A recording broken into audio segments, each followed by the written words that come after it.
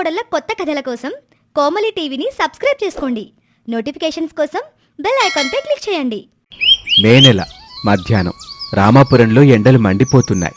సూర్యకాంతం హాల్లో తాటికాయంత విసినికరతో విసురుకుంటుంది. రామారావు చెమటలు తుడుచుకుంటూ పేపర్ చదువుతున్నాడు. అబ్బాబాబా, ఏంటండి ఈ ఎండ?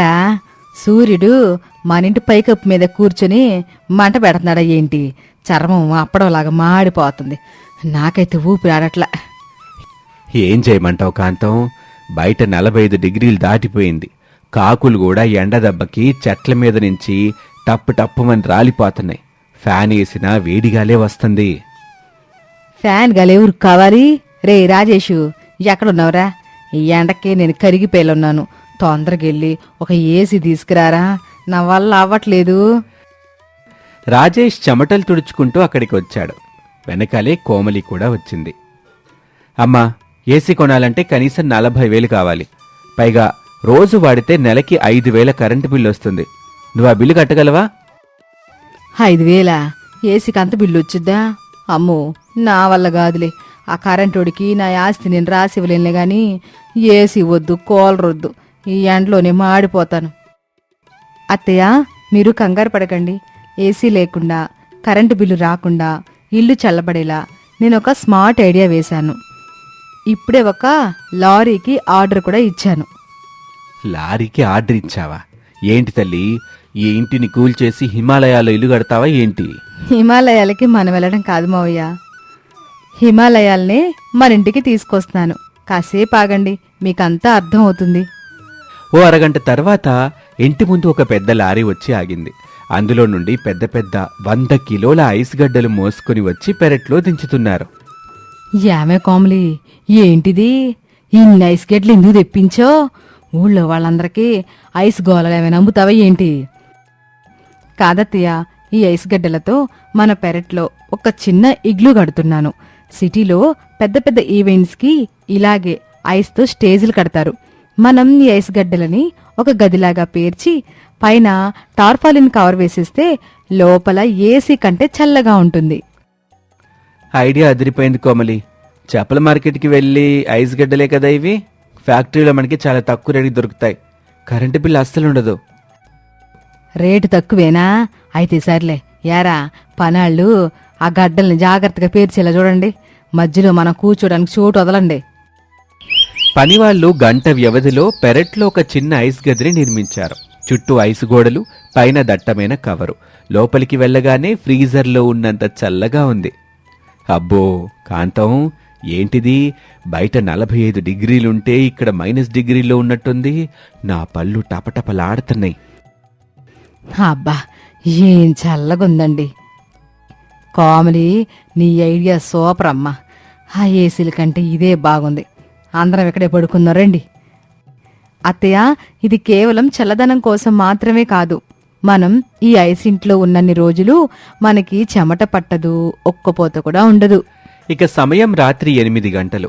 ఊరంతా ఉక్కపోతతో అల్లాడిపోతుంటే సూర్యకాంతం కుటుంబం మాత్రం ఐస్ గదిలో చలికి వణుకుతుంది. అమ్మా, నాకు చలి చంపేస్తుంది. నా చెవులు గడ్డ కట్టిపోయాయి. నేను లోపలికి వెళ్ళిపోతాను. నోర్మి, బయట ఒక్క పోతకి ఉడుకుపోదాం అన్నావు, ఇప్పుడు చల్లగుంటూ ఏడుతున్నావు. ఈ మంకికి అప్పేట్టుకో. సరిగ్గా అప్పుడే పక్కింటి శాంతమ్మ ఉక్కపోతకి తట్టుకోలేక సూర్యకాంతం ఇంటికి వచ్చింది. ఏంటే కాంతం, ఇంట్లో లేవు? ఎక్కడికి పోయారు అందరూ? పెరట్లో ఉన్న ఐస్ టెంట్ లోపలికి తొంగి చూసిన శాంతమ్మకి మైండ్ బ్లాక్ అయింది. ఓరి దేవుడో, ఏంటి కాంతం ఇది? మే ఎండల్లో స్వెటర్లేంటి, రొగ్గులేంటి? మీగ్గానేమైనా పిచ్చి పట్టిందా? పిచ్చి నీకు పట్టిందే శాంతమ్మ. చూసావా, మా కోడలు కట్టిన ఐస్ మహలో లోపల కాశ్మీర్ లాగా ఉంది. నువ్వు బయట ఎండకి కుక్కలాగా 4 బయట పెట్టి అల్లాడిపోతున్నావు. మేము లోపల చలి కొనిగిపోతున్నాం. మా లెవలే వేరు. లోపలికొచ్చిన శాంతమ్మ అక్కడున్న చల్లదనాన్ని ఫీల్ అవుతూ, అమ్మో, నిజంగానే ఏసీలాగుందే. భలే ఉందే ఐడియా.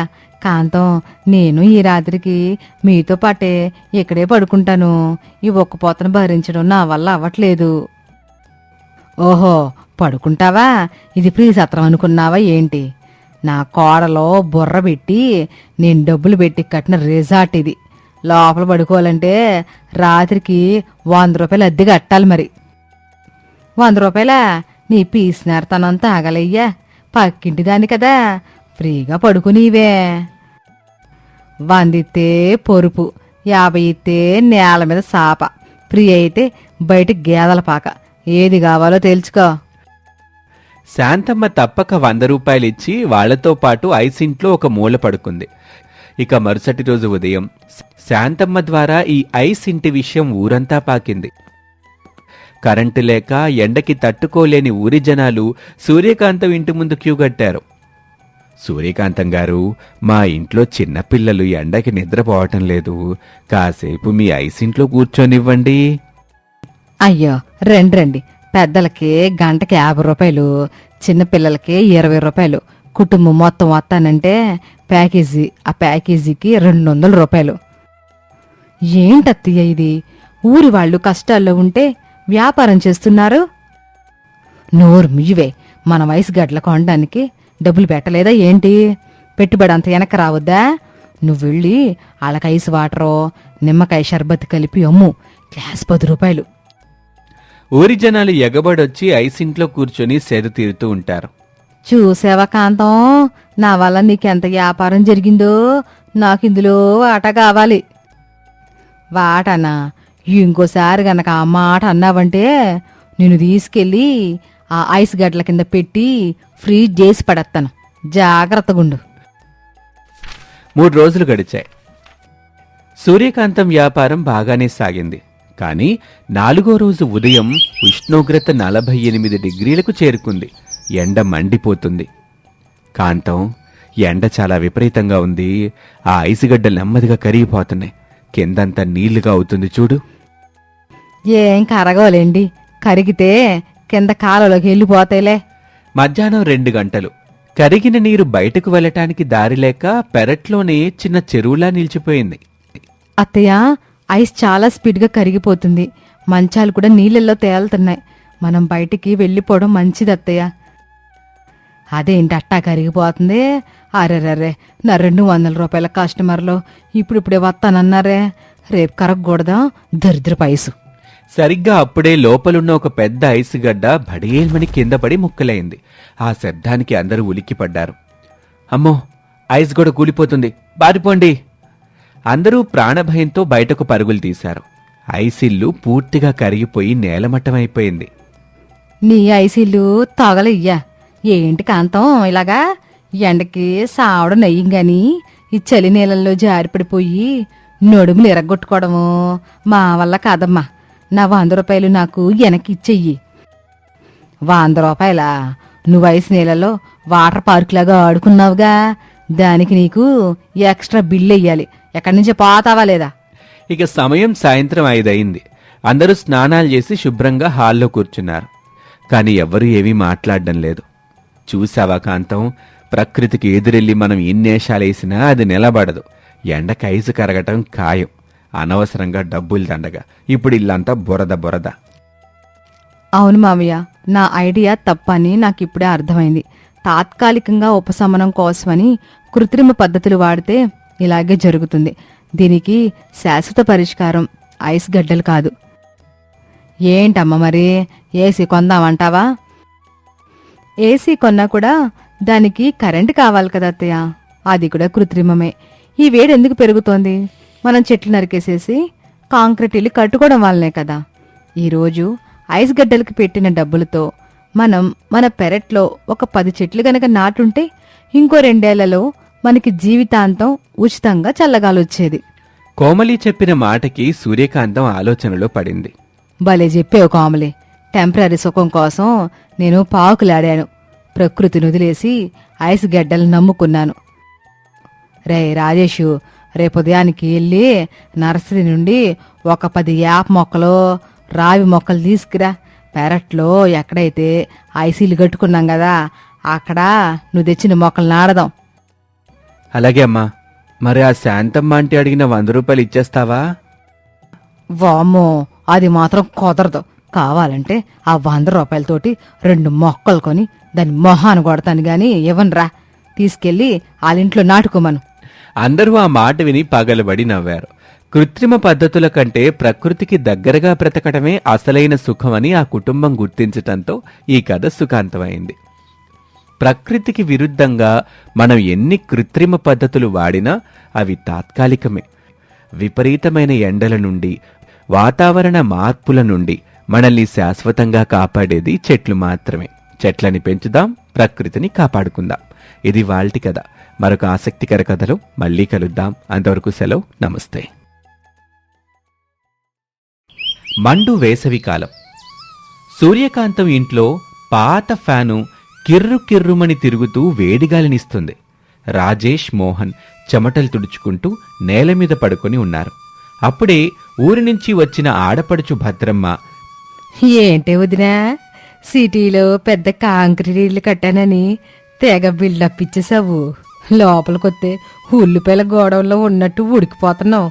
మా ఊర్లో నేను 200 పెట్టి మట్టితో అద్భుతమైన ఏకో వెళ్ళ కట్టించాను తెలుసా. లోపలికి వెళ్తే అచ్చం కాశ్మీర్లో ఉన్నట్టే చల్లగా ఉంటుంది. Current bill 0. నీకేమో డబ్బులు ఖర్చు పెట్టడం రాదు, ఆదా చేయడం రాదు. ఈ మురికి ఇంట్లో ఆ పాత ఫ్యాన్ కింద ఎట్ట బతుకుతున్నారో ఏమో. సూర్యకాంతం ఈగో బాగా దెబ్బతింటుంది. పక్కనే ఉన్న కోడళ్ల ముందు ఆడపడుచు వాళ్ళ అనేసరికి ఆమె ముఖం అవమానంతో ఎర్రబడుతుంది. ఏయ్ భద్రమ్మ, నా ఇంటిని మురికి ఇల్లంటావా? నీకు మట్టి వెళ్ళా ఉంటే మాకు మా మొత్తాతలు ఇచ్చిన సీక్రెట్ అండర్ గ్రౌండ్ రాజభవనం ఉంది. అది ఊరి చివరి అడవిలో ఎవరికి కనిపించకుండా ఉంటది. లోపల ఏసీ కంటే చల్లగా ఉంటది. మేము ఎండాకాలం అంతా అక్కడే ఉంటాం. దమ్ముంటే రేపు వచ్చి మా రాజభవనాన్ని చూడు. నీ మట్టి వెళ్ళా దాని ముందు బాత్రూమ్ లాగా అనిపిస్తుంది. ఓహో, అంత పెద్ద రాజభవనం ఉందా? అయితే రేపు ఉదయం నేను మీ రాజభవనానికి వస్తాను. అది నిజంగా రాజభవనం లాగా లేకపోతే గనక ఈ ఊరిలో నీకు పరువు లేకుండా చేసి మా అన్నయ్యని నా ఊరికి తీసుకెళ్ళిపోతాను. భద్రమ్మ నవ్వుకుంటూ తన గదిలోకి వెళ్ళిపోతుంది. రామారావు పేపర్ దించి భార్య వైపు ఆశ్చర్యంగా చూస్తాడు. ఏంటి కాంతం, సీక్రెట్గా రాజభవనమా? మా నూరికి చివర్లో ఒక పాడుబడ్డ రాతి కొండ, అందులో ఓ చిన్న ఎలకల కలుగు లాంటి సొరంగం తప్ప ఇంకే ఉంది? పరువు కోసం నా చెల్లెలికి అబద్ధం చెప్పి మనందరినీ రోడ్డు మీద లాగేసేలాగున్నావే. నేనేమీ అబద్ధం చెప్పలేదు. రాజేషు, మోహను, చాందిని, కోమలి, అందరూ బట్టలు వంట సామాన్లు సర్దుకోండి. మనం ఇప్పుడే ఆ కొండ దగ్గరున్న సొరంగానికి వెళ్తున్నాం. ఆ సొరంగాన్ని రేపటికల్లా రాజభవనంగా మార్చాలి. లేదంటే మీ అందరినీ ఆ కొండపై నుండి కిందకు దూసేస్తాను. ఊరి చివర పాడుబడ్డ కొండ దగ్గర ఉన్న చిన్న సొరంగ ద్వారం. అక్కడికి మధ్యాహ్నానికల్లా కుటుంబం చేరుకుంటుంది. కుటుంబం అంతా సామాన్లతో కొండ దగ్గరికి చేరుకుంటారు. అక్కడ ఒక చిన్న రంధ్రం లాంటి సొరంగ ద్వారం ఉంటుంది. అది ఎంత చిన్నగా ఉంటుందంటే ఒక కుక్క లేదా పిల్లి మాత్రమే సులభంగా వెళ్ళగలదు. మనుషులు వెళ్ళాలంటే పూర్తిగా బోర్లా పడుకొని పాకాల్సిందే. అమ్మా, ఇదేంటి పైపు కన్నంలాగా ఉంది? ఇందులో పాములు, తేళ్లు ఉంటాయేమో. నేను సాఫ్ట్వేర్ ఉద్యోగినమ్మా. వైట్ అండ్ వైట్ బట్టలు వేసుకొని నేను ఇలా బురదలో పాకితే నా పరువేమవుతుంది? అమ్మా, నా పొట్ట సైజు చూడు, ఆ కన్నం సైజు చూడు. నా పొట్టకి ఒక సపరేట్ పిన్ కోడ్ ఉంది. అది సొరంగంలో ఇరుక్కుపోవడం ఖాయం. లోపలికి వెళ్ళలేక బయటికి రాలేక నేను అక్కడే చచ్చిపోతానమ్మా. నాకు చికెన్ బిర్యానీ దొరికే చోట ఇల్లుంటే చెప్పమ్మా. అంతేగాని ఈ కలుగులో నేను దూరలేను. రాయ్, ఎక్కువ మాట్లాడితే ఈ కర్రతో కొట్టి మరీ లోపలికి దూరుతాను. నా ఆడబడిచి ముందు నా పరువు పోవడానికి లేదంతే. ముందు చాందిని, కోమలి వెళ్తారు. అల్లనకల్లా మీరు వెళ్ళండి. చాందిని, కోమలి ధైర్యంగా ఆ చిన్న సొరంగంలో బోర్లా పడుకొని పాకుతూ లోపలికి వెళ్తారు. వాళ్ళ వెనకాలే మోహను వెళ్తాడు. ఇప్పుడు రాజేష్ వంతు. రాజేష్ తల, భుజాలు లోపలికి పెట్టి నెమ్మదిగా పాకుతాడు. కాని సరిగ్గా మధ్యలోకి వెళ్ళగానే అతని పెద్ద పొట్ట ఇరుక్కుపోతుంది. అమ్మో, చచ్చిపోయాను. నా పొట్ట ఇరుక్కుపోయింది. నా ఊపిరాటం లేదు. నేనిక్కడే ఆకలితో వడియాలా ఎండిపోయి చచ్చిపోయేలా ఉన్నానమ్మా. అరే రాజేషు, ఊపిరి గట్టిగా పీల్చి పొట్ట లోపలికి లాక్కోరా. నువ్వు ఉదయం తిన్నది 10 ఇడ్లీలు. ఇప్పుడు ఈ సొరంగానికి బ్రేకులేస్తనే అయ్యి. లోపల నుంచి మోహన్ చేతులు పట్టుకుని లాగుతాడు. బయట నుంచి రామారావు కాళ్ళు పట్టుకుని నెడతాడు. అందరూ అతి కష్టం మీద ఆ చిన్న సొరంగం దాటి లోపలికి వెళ్తారు. ఆ చిన్న కన్నం దాటి లోపలికి వెళ్ళగానే అందరూ ఆశ్చర్యపోతారు. లోపల ఒక అతిపెద్ద గుహ ఉంటుంది. పైకప్పుకి ఒక చిన్న రంధ్రం ఉండి అందులో నుంచి సూర్యరశ్మి వెలుతురు లోపలికి పడుతూ ఉంటుంది. పక్కనే ఒక చిన్న సహజమైన చల్లటి నీటి ఊట కూడా ఉంటుంది. కోమలి, వావక్క, బయట నుండి చూస్తే చిన్న సొరంగంలా ఉంది కానీ లోపల ఒక పెద్ద ప్యాలెసే కట్టుకోవచ్చు. మనం ఈ రాళ్లను జిగిట మట్టిని వాడి దీన్ని నిజమైన రాజభవనంగా మార్చేద్దాం. అవును కోమలి, అత్తమ్మ గారి పరువు భద్రమ్మ అత్తయ్య ముందు నిలబడాలంటే మనం వెంటనే పని మొదలు పెట్టేయాలి. రాజేష్ బావ గారు, మోహన్, మీరు ఆ పక్కనున్న పెద్దరాలను తీసుకొచ్చి ఇక్కడ పేర్చండి. కోడళ్ళిద్దరూ తమ నాయకత్వ లక్షణాల్ని బయటకు తీస్తారు. కోమలి అడవిలో దొరికే పచ్చని సుగంధ ద్రవ్యాల ఆకుల్ని తీసుకొచ్చి నేల మీద తివాచీలా పరుస్తుంది.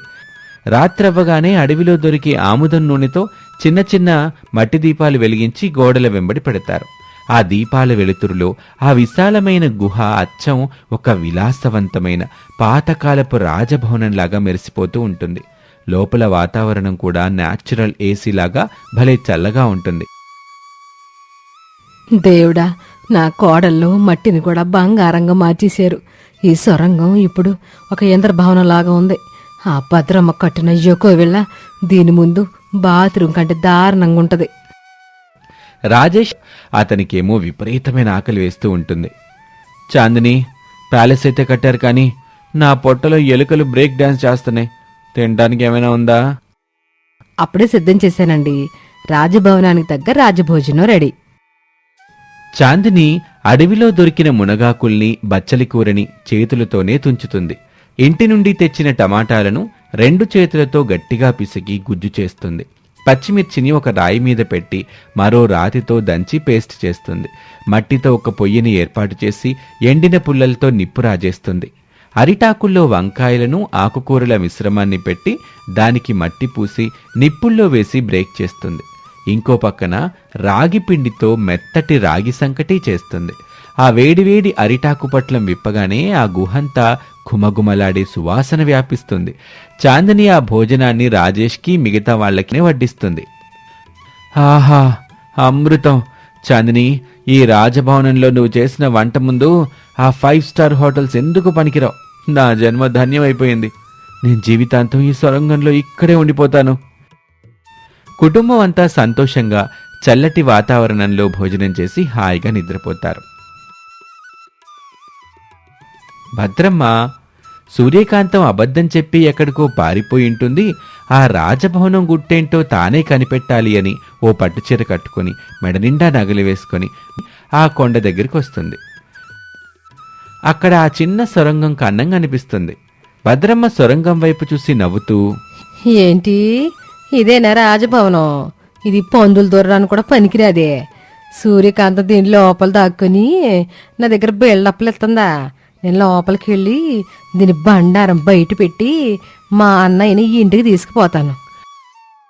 భద్రమ్మ తన పట్టుచీరని కొంచెం పైకి లాగి బోర్లా పడుకొని ఆ చిన్న సొరంగంలో పాకటం మొదలు పెడుతుంది. కాని ఆమె వేసుకున్న భారీ నగలు, పట్టుచీర కుచ్చుళ్ళు ఆ సొరంగం రాళ్లకు తట్టుకుంటాయి. సరిగ్గా మధ్యలోకి వెళ్ళగానే ఆమె పూర్తిగా ఇరుక్కుపోతుంది. భద్రమ్మ ఆ చీకటి సొరంగంలో భయంతో అరుస్తూ, అమ్మో, నేను ఇరుక్కుపోయాను. నా పట్టు చీర చిరిగిపోతుంది. ఎవరైనా నన్ను కాపాడండి. సరిగ్గా అప్పుడే ఒక పెద్ద కప్ప ఆమె ముఖం మీదకు దూకుతుంది. హే కప్ప, నా ముఖం మీద నుండి పక్కకెళ్ళు. నా డబ్బులు సంచి మీద కన్నే బాకు. సూర్యకాంతం అన్నయ్య, నన్ను రక్షించండి. ఆమె అరుపులు లోపల రాజభవనంలో ఉన్న కుటుంబానికి వినిపిస్తాయి. మోహన్, రాజేష్ పరిగెత్తుకుంటూ ఆ సొరంగం కన్నం దగ్గరికి వస్తారు. అనయ్య, లోపలేదో పెద్ద అడవి పంది ఇరుక్కున్నట్లుందిరా, శబ్దాలు వస్తున్నాయి. పందైతే పండగరా, రాత్రికి రోస్ట్ చేసుకోవచ్చు. కాలు పట్టుకొని లాగుదాం పద. ఇద్దరూ కలిసి భద్రమ్మ కాలు పట్టుకుని గట్టిగా లాగుతారు. ధమాల్మని భద్రమ్మ లోపలికొచ్చి పడుతుంది. ఆమె జుట్టు చెదిరిపోయి పట్టుచీరంతా బురత్తో నిండిపోయి అచ్చం దెయ్యంలా తయారవుతుంది. భద్రమ్మ కళ్ళు తెరిచి పైకి చూస్తుంది. బయట చిన్న కన్నంలా ఉన్న ఆ ప్లేస్ లోపల మాత్రం అద్భుతమైన దీపపు వెలుగులతో, చల్లటి గాలితో అచ్చం ఒక విలాసవంతమైన రాజభవనంలాగా మెరిసిపోతూ ఉంటుంది. సూర్యకాంతం గర్వంగా నడుచుకుంటూ వస్తుంది. వెల్కమ్ టు మా సీక్రెట్ రాజభవనం భద్రమ్మ. బయట నుండి చిన్న సొరంగంని మోసపోయావా? లోపల చూడు, నా కోడలు కట్టిన యంత్రభవనం. నీ ఊర్లో ఉన్న ఎకో వెళ్ళ దీనికి ఏమాత్రం సరిపోదు. ఏంటి మా ప్యాలెస్ని చూసి నీకు కళ్ళు తిరుగుతున్నాయా? దేవుడా, ఇదంతా నిజమేనా? నేనేదో ఉల్లిపాయల గోడవని అనుకున్నాను, కానీ ఇదొక స్వర్గంలాగుంది. ఈ చల్లటి గాలి ముందు నా డబ్బులు, నా వెళ్ళ అన్నీ వేస్ట్. నన్ను క్షమించొదినా. నీ కోడలు చాలా గొప్పోళ్ళు, నీ కుటుంబమో గొప్పదే. నా పీసినారితనమో నా అహంకారమో నీ ముందు ఓడిపోయాయి. భద్రమ్మ ఏడుస్తూ తన అహంకారాన్ని వదిలేస్తుంది. ఇక భద్రమ్మ అలా అనేసరికి రామారావు కాంతం దగ్గరికి వస్తాడు. చూసావా కాంతం, నా చెల్లెలి ముందు నీ పరువు నిలబడింది. కానీ అది పాడుబడ్డ స్థలం వల్ల కాదు, నీ కోడళ్ళు చాందిని కోమలి చేసిన కష్టం వల్ల, వాళ్ల చేతుల్లో ఉన్న కళ వల్ల. ఈ స్థలం రాజభవనం కాదు, మన కుటుంబంలో ఉన్న ఐకమత్యమే అసలైన రాజభవనం. ఇక సూర్యకాంతం కళ్ళు చెమ్మగిల్లుతాయి. ఆమె చాందిని కోమలి దగ్గరికి వెళ్ళి వాళ్ళ చేతులు పట్టుకుంటుంది. ఏవండి, మీరు చెప్పింది అక్షరాల నిజం. భద్రమ్మకి బుద్ధి చెప్పాలన్న ఆవేశంలో నా కోడలలో ఇంత ప్రతిభ ఉందని నేను ఎప్పుడూ గమనించలేదు. పరువు కోసం నేను ఇలానే ఈ సొరంగానికి తీసుకొచ్చినా వీళ్ళు తమ ప్రేమతో దాన్ని ఒక ప్యాలెస్ లాగా మార్చేశారు. ఎక నుండి నేను ఇలానే నా సొంత కూతుళ్ళలాగా చూసుకుంటానండి. అమ్మా, సెంటిమెంట్ పక్కన పెట్టు. చాందిని చేసే ఈ రాతియుగం అరిటాకు వంటలు మాత్రం నా కోసం రోజు చేయాల్సిందే. ఈ ప్యాలెస్లో తినే కిక్కు నాకెక్కడా రాదు. అనయ్య, మళ్ళీ మనం బయటికెళ్ళాలంటే ఆ చిన్న సొరంగంలో పాక్కుంటూ వెళ్ళాలి. నీ పొట్ట చూస్తే మళ్ళీ అందులో ఇరుక్కుపోయేలాగా ఉన్నావు. అవును కదరా, అయితే నన్ను ఇక్కడే వదిలేయండి. నేను ఈ రాజభవనానికి రాజులాగా ఉండిపోతాను అని అనేసరికి అందరూ గట్టిగా సంతోషంగా పగలబడి నవ్వుకుంటారు. సూర్యకాంతం కోడళ్లను దగ్గరికి తీసుకుని మురిసిపోతూ ఉండగా ఒక అద్భుతమైన సొరంగం, ఆ రాజభవనం దీపాల వెలుగులో మెరుస్తూ ఉంటుంది. బయట కనిపించే రూపం చూసి దేన్ని తక్కువ అంచనా వేయకూడదు. కుటుంబంలో ఐకమత్యం, సృజనాత్మకత ఉంటే ఎలాంటి చీకటి ప్రదేశాన్నైనా విలాసవంతమైన రాజభవనంగా మార్చుకోవచ్చు. ఇది వాల్టి కథ. మరొక ఆసక్తికర కథలో మళ్ళీ కలుద్దాం. అంతవరకు సెలవు. నమస్తే.